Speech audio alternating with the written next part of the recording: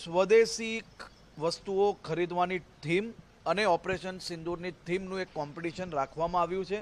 આ કોમ્પિટિશનમાં દરેક શહેરોમાં મહાનગર દીઠ પહેલું ઇનામ પ્રાપ્ત કરનારને 5 લાખ રૂપિયાનું ઇનામ આપવામાં આવશે।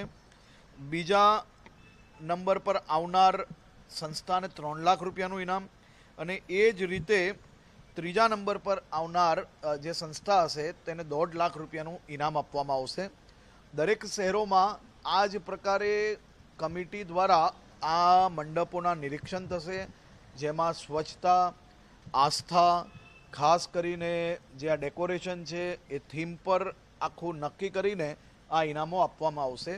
શહેરો સિવાયના આખા રાજ્યમાં આ જ પ્રકારે તમામ જિલ્લાઓની અંદર બી કોમ્પિટિશન નક્કી કરવામાં આવી છે, જેમાં રાજ્યમાં પ્રથમ આવનારને 5 લાખ રૂપિયા, દ્વિતીય આવનારને 3 લાખ રૂપિયા, તૃતીય આવનારને 1.5 લાખ રૂપિયા અને એના સિવાયના 7 ગણેશ પંડાલને પ્રોત્સાહન તરીકે 1 લાખ રૂપિયાનું પુરસ્કાર આપવામાં આવશે।